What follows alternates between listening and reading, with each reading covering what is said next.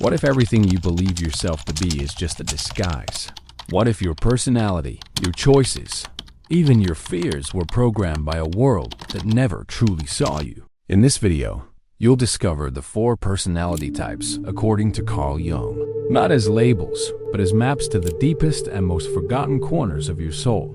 You will understand why you live a life that seems right but doesn't satisfy you, how your mind was shaped to hide what is most true about you, and why, in order to be whole, you must first face what you fear the most, your shadow.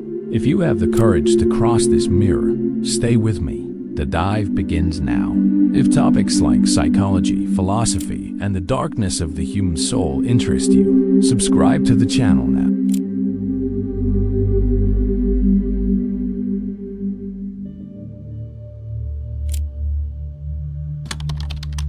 From the very first seconds of your existence, you began to be shaped, not by who you are, but by what the world needed you to be. Your crying was seen as a nuisance, your silence as a virtue. Your most spontaneous emotions were often interpreted as tantrums, weakness, or inadequacy. And so, piece by piece, you shattered yourself to fit the mold of an acceptable personality. A domesticated, trained, predictable personality. What you call me may actually be a character carefully built to survive, not to live. Carl Jung saw personality not as something fixed, but as a living construction, constantly influenced by the friction between what we are and what others expect us to be. He stated that much of what we consider our way of being is merely a defense, a varnish, an adaptation to the invisible wounds of childhood. What you believe to be your temperament may, in fact, be an ongoing reaction to the trauma of not being accepted as you were. You were taught to cut off parts of yourself, to repress, to adjust, to fit in, but at what cost? The truth is brutal. Most people never truly know themselves. We grow up hearing that it's better to be rational than sensitive, that it's better to stay quiet than to disturb, that dreaming is dangerous, and feeling too much is a flaw. With that, we are torn from our own essence and turned into simulacra of humanity, into edited versions of ourselves. The child you once were, dreamy, spontaneous, curious, was slowly buried under layers of good manners, good behavior, and success. The name Jung gave to this mask is persona. It is necessary. Yes, it is through it that we relate to the world. But when we forget that it is merely a facade, we get lost. We begin to believe that the image we project is who we truly are. We start performing, and the stage becomes a prison. Worse, when we confuse ourselves with the mask, we begin to feel a void we cannot name, an existential fatigue, a persistent sense of living a life that is right, but does not make us feel alive. And this is where the lie becomes dangerous, because the more you adapt, the further you drift from your inner source, from your true self. The world may applaud you for this. It may say that you made it, but inside, there's a growing crack. A part of you that screams in silence, that rebels in moments of crisis, that sabotages you without you knowing why. It is the soul trying to come home, trying to remind you that you weren't born to please. You were born to exist. Jung said that what you deny in yourself, the unconscious, turns into destiny. In other words, the parts you rejected, your sensitivity, your creativity, your anger, your tenderness, didn't disappear. They continue to act in the background. If you repressed your intuition, you'll live lost. If you denied your emotion, you'll be controlled by outbursts you can't understand. If you suffocated your logic, you may drown in the chaos of confused feelings. These forgotten parts don't die. They become shadows, and they control you until you see them. And maybe now, as an adult, you're realizing that much of what you live no longer makes sense, that your relationships feel empty, that your goals exhaust you instead of inspiring you. This is not failure. This is a sign, a call. The call to stop living the life others expect of you and start discovering who you truly are behind the adaptations, the roles, and the rehearsed lines.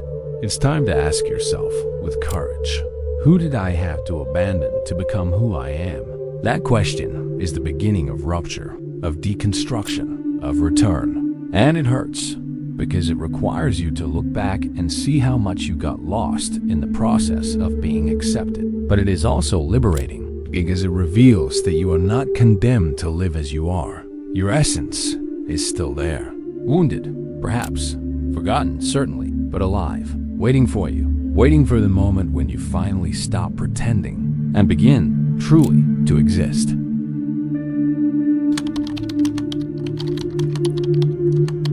Have you ever felt suffocated in a crowded place, even without talking to anyone? Or have you ever felt time stop on a silent afternoon, as if solitude was devouring you from the inside? These experiences are not mere emotional whims. They are windows into the deepest configuration of your psyche. Carl Jung was the first to understand this. The true difference between introverts and extroverts is not in how much they speak, but in where their soul directs its energy. The introvert lives turned inward. Their roots are internal. They dive into themselves, inhabit the world of ideas, symbols, and invisible connections. Even in silence, their mind is a storm. They do not seek stimulation outside, they find it within. But this comes at a cost. The external world exhausts them. Social interactions, when excessive, drain their vital force. They are not antisocial. They are selective about what they allow in. The extrovert, on the other hand, is like a tree growing toward the sky. Their roots are in the world. They feed off contact, exchange, the energy that flows among people. For them, being among others is like taking a deep breath after holding it for too long. But there's also a cost. They may lose themselves in the noise, forget to listen to their own heart, to visit their inner depths. The trap is believing that you are only one of these things, that you were born introverted, and that's it, or that you are extroverted, and that's that. But Jung warns us, every dominant function silently carries its repressed opposite. In other words, you do have a tendency, but within you also lives the other side. A forgotten, silenced, feared side that only appears when everything collapses. When the extrovert falls into crisis and realizes they've never looked inward. When the introvert finds themselves drowning in thoughts no one hears. Imagine your soul as a bridge. On one side, the inner world. On the other, the outer world. If you only step on one side, the other shore decays. And with it, a part of you rots. Jung said our natural tendency must be balanced with conscious effort. That is, the introvert must learn to express themselves, to communicate, to show up. And the extrovert must cultivate silence, introspection, creative emptiness.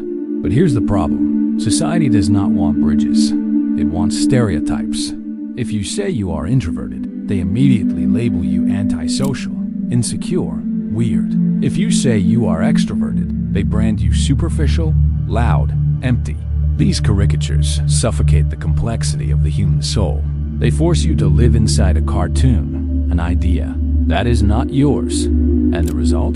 Introverts trying to seem interesting, extroverts trying to seem deep, and no one, absolutely no one, living authentically. So today, take a pause, look within. Ask yourself, where does my soul rest? In silence or in noise? And more importantly, have I been running from the other shore? Because true growth is not about strengthening your natural tendency, but about crossing the bridge, integrating the side you've spent your whole life avoiding. That's where awakening begins. Which part of you was silenced so the world would accept you? Answer in the comments. It might be the first step to bringing it back into the light.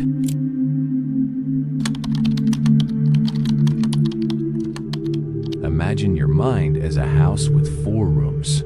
Since childhood, you were invited or forced to live comfortably in only one of them. The cleanest, the brightest, the most approved. But what about the other 3? They are locked, forgotten, covered in dust. And the most tragic part? You learn to call this single-room identity. Carl Jung believed that our psyche operates with 4 fundamental functions.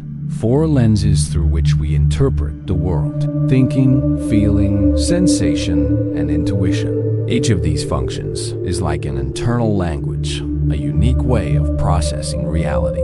But the world, impatient and superficial, forces us to speak only one language, the most accepted, the most useful, the most understandable, and the rest is silenced, repressed, forgotten. Thinking is cold, logical, objective. It seeks meaning, structure, clarity. It is the mind that organizes, classifies, understands.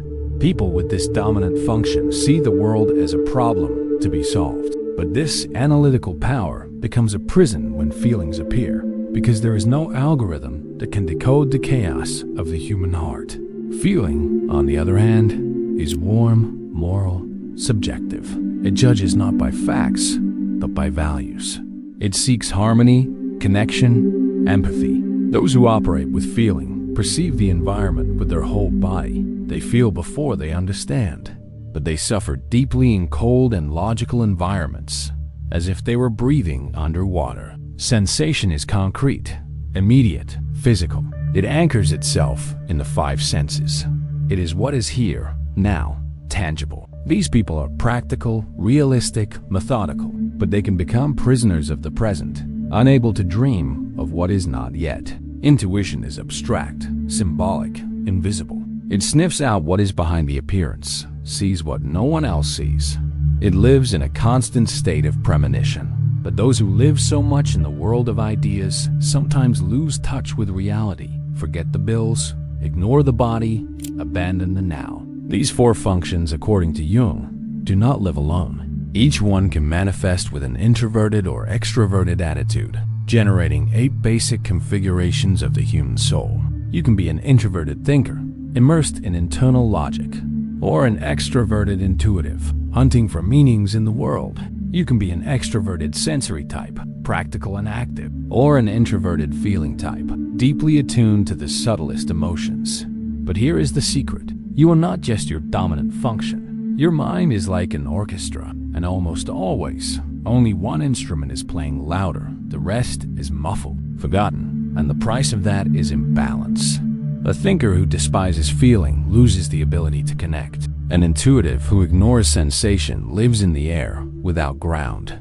A sensory type who despises intuition becomes blind to the meaning of their own life. And so, we live like a poorly lit labyrinth, walking in circles inside only one room, unaware that there are hidden doors everywhere. Jung believed that the true path to individuation, the process of becoming who you truly are, passes through the inferior function, the one you most despise, the one that makes you most uncomfortable.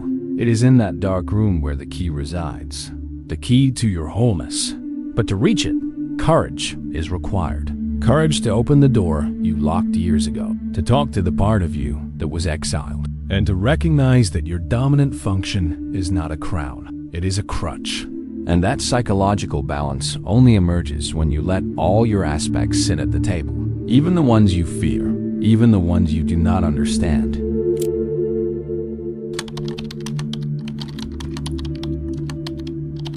There is a part of you that you learn to hide. It does not show up in your photos, nor in your achievements, but it is there, in your impulsive reactions, in the judgments you make without understanding why, in the irritation you feel toward people who did not even do anything. It lives in your strange dreams, in your nameless fears, in the moments when you feel like you lost control. This forgotten part. Carl Jung called it the shadow.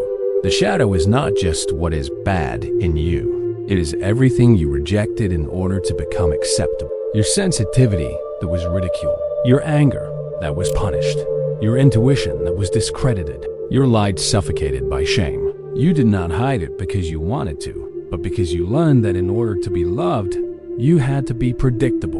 And what did not fit into that frame was thrown into the basement of the psyche. But the shadow does not die. It manifests in your most difficult relationships, in your repeated failures, in your inexplicable voids. The more you try to appear nice, strong, or stable, the more it grows in the dark. Because it does not want to destroy you. It wants to be heard. It wants to be integrated. Jung said that the shadow is the inferior within us, but that it is precisely in this inferior that our potential for transformation lives. Integrating the shadow is not a self-help exercise. It is a rite of passage. It is the moment when you stop running from pain and start asking what it has to teach you. It is when you stop seeing your mistakes as moral failures and start seeing them as portals to self-knowledge. The inferior function, the one you avoid the most, lies side by side with the shadow. And it is there that your greatest challenge lies, and also your golden key. Are you a logical thinker? Maybe you need to learn how to feel. Do you live in the world of the senses? Maybe you need to cultivate imagination. Are you too practical? Maybe you need to get lost so that you can then find yourself. The soul does not want efficiency. It wants wholeness. And to be whole is not to be perfect. It is to be contradictory. It is to contain opposites. It is to know how to be firm, but also know how to surrender. But here is the final blow. Society does not want you to be whole. It wants you to be functional, predictable, controllable. That is why it rewards the persona and destroys those who dare to be authentic. But Jung proposed something revolutionary: individuation, the process of becoming who you truly are, inside and out, even if that goes against all expectations. Maybe you have already felt that strange void, even when everything seems right. That void is not a flaw. It is a calling. It is the distance between the life you live and the being you are. It hurts, but it is also the starting point. Integrating the shadow is to stop pretending sanity to fit in and to begin gathering the parts of you that were exiled. It is a painful process, but deeply liberating. You are not a type. You are a process. And this process only ends when you have the courage to look at what you most avoided and say, that is me too. As Jung said, the privilege of a lifetime is to become who you truly are. And that privilege is still waiting for you. You made it this far. That already says a lot. Because this was not an easy video, nor one made to entertain. It was a mirror. And mirrors, when they reveal what we avoid, can hurt more than any external truth. Throughout this journey, you saw that you are not just a type, but a complex constellation of forces, some visible, others hidden in the dark. You realize that the function dominating your life may be blinding others that need to emerge. And maybe, for the first time, you understood that self-knowledge is not about fitting in, but about becoming integrated. Now, the choice is yours. You can close this video and return to the automatic routine, or you can do something rare and precious. Continue digging, reflecting, crossing the silence. If this journey spoke to something deep in you, consider subscribing. Here, we do not seek ready-made formulas, but uncomfortable truths. Share in the comments. What part of you still lives locked in the basement of your soul? And if that question echoes for days, great. That means some mask has begun to fall. Some think this was the end. But beware, the war is not over yet. There are still things left unsaid. These two videos in front of you are not here by chance. And what if everything you believe about yourself is just a reflection of someone else's gaze? Click now on one of the videos on the side and start to break that mirror. You will have to risk the click. So, which one will you choose? If you are tired of living on the surface and want to dive deeper into yourself, subscribe now. Here, each video is a mirror, and each mirror a portal to who you can become.